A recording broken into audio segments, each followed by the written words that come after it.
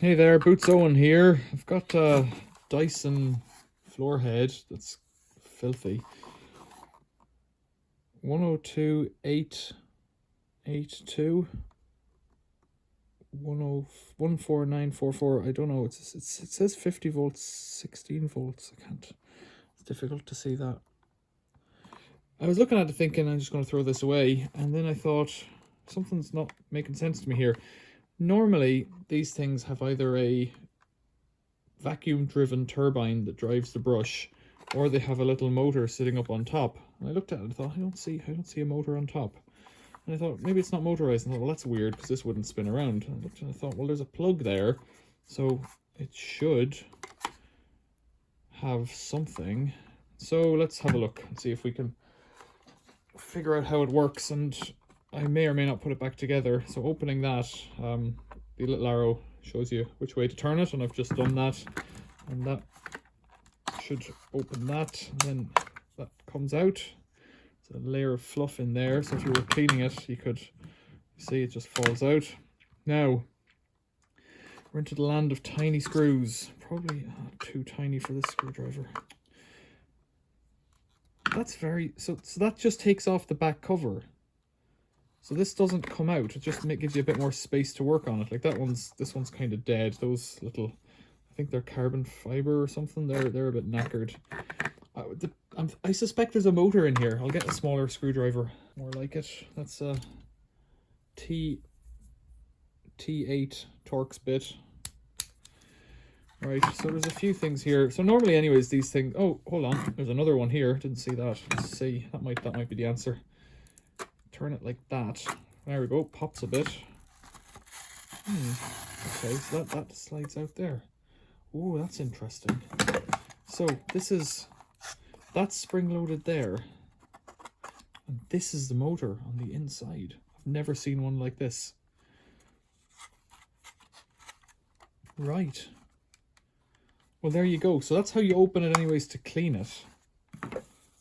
So you could take that out and give it a wash. But if you wanted to do a more thorough cleaning, you'd need to get in here. Now, I'm not promising I'll put this back together in the video. I probably won't. I'll probably, because it's not my one, and I don't need it. And famous last words and whatnot. I don't know how much these would be, but how could I find out before I destroy it? I'm not going to. It's not worth keeping because the brushes are all dead. You can probably buy that brush bar for it quite reasonably. But the motor unit's normally the bit that's expensive. So the power must be coming around to there. Let's get these screws. Can I reach them? Yeah. So the power must be coming around to that motor from somewhere.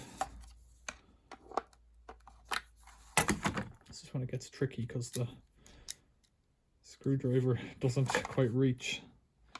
It's got to improvise by putting it dangling out of the way. I'm sure you can get a T8 screwdriver. It can't be the most difficult thing in the world to arrange. Probably you can get them in the pound shop in a set. It's not very expensive. Or in a discount store or something locally. So I'm just taking out every screw I can see except for that one on the motor. I presume it's a DC motor of, well, maybe 50 volts, but I presume it's more like 16.6 or something like that. If it's a battery Dyson, it could be 50 volts. Now that's a little cover plate there. I can see cables going in there. Oh, there's all my screws falling out. It's got a kind of a posi drive of small proportions in there. Yeah, small posi drive, posi 0 or something like that. Smaller than posi 1. Yeah, and there's more screws hidden behind these wheels. Why they would put a posi drive here, and well, I can understand why, because they're painful sometimes, these companies. Alright, back to the Torx in here. I kind of admire them because they're very well built, but I also seem to have spent in the past a lot of time fixing these Dysons and cleaning them, and they're not easy to clean, they're not easy to fix, and that'll just kind of tell you that. Right, so that's that coming apart. It's coming up, is it?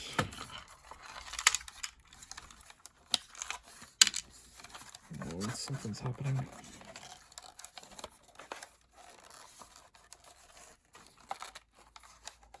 It's like this should separate, but it doesn't want to. It's like that should separate, but it doesn't want to.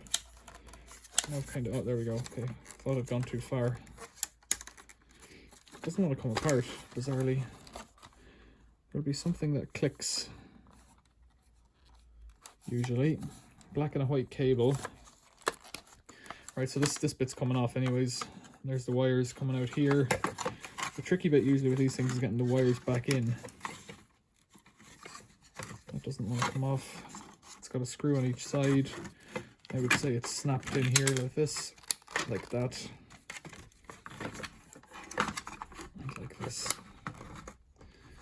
And now maybe it'll break back. Yeah.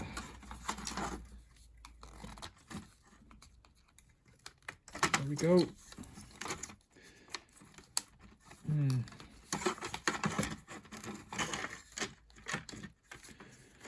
What am I getting stuck on? Hard to tell. There's the wires. Where do they go? I can't see any more hidden screws. Sometimes if there's a label, there could be a screw hidden under it. The other thing people have asked in the past is how do you get these guys here out?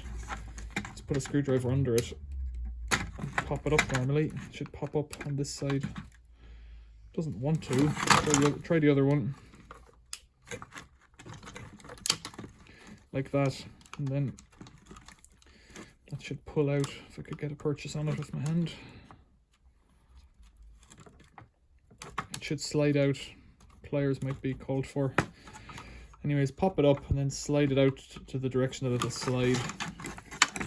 Back over here. There we go, it's clicking out somehow. Right, it's the bottom off. Now we're into the wires. There's a gummy on there, a bit of rubber. So that's kind of glued in position. Now that might let it come out. Yeah. The wire's split. There's a motor in there. So let's try and get this out. It's not that screwdriver, it's this one. Everything up till now is plastic apart from the screws. Which is how they do it. And circlip on here. Look at that, it's tiny. So this plastic thing might snap off like that, and that drift pin. Is it a roll pin or is it something else? You'll get a pliers. So if it's a drift pin or a roll pin, it should press out. It doesn't want to, however. Seems to be well pressed in. Try the other way. Oh my. Let's strike it with a hammer.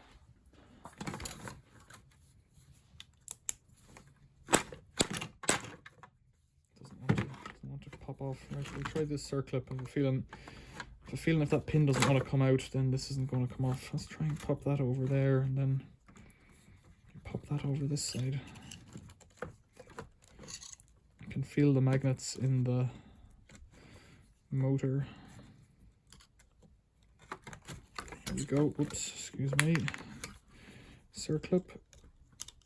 You're not going to want to come off.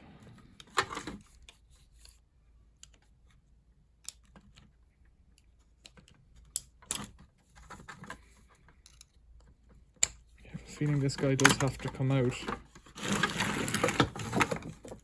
What can I use as a thing to hit? So I've got those out. It's just, oh yeah, the circlip's holding it, of course. It's kind of like the size of an electric toothbrush there. A pretty mean electric toothbrush. On the basis that I'm not fixing this, I'm going to cut these wires. That will slide them out of there. I wouldn't recommend that. It's got a rubber thing there. I wonder, is that the shaft of the motor, or does it go... Yeah, I think the motor actually comes apart separately, so... Right, and there's a little... Oh, there'll be a little planetary gearbox in there. There should be 3. There is 3 of these little guys. So they spin within here. This won't work without their... Might. So these are all things that could fail, but judging by this one, it's all pretty clean for what was dirty on the outside. Now I can't spin that because of how things are. And it's got double O-ring seal on it, and there's a number on the motor. That's a handy little motor for some project. It's full of fluff. Oh, dear. Permanent magnet motor. Is it brushless DC? Well, it's probably DC, so...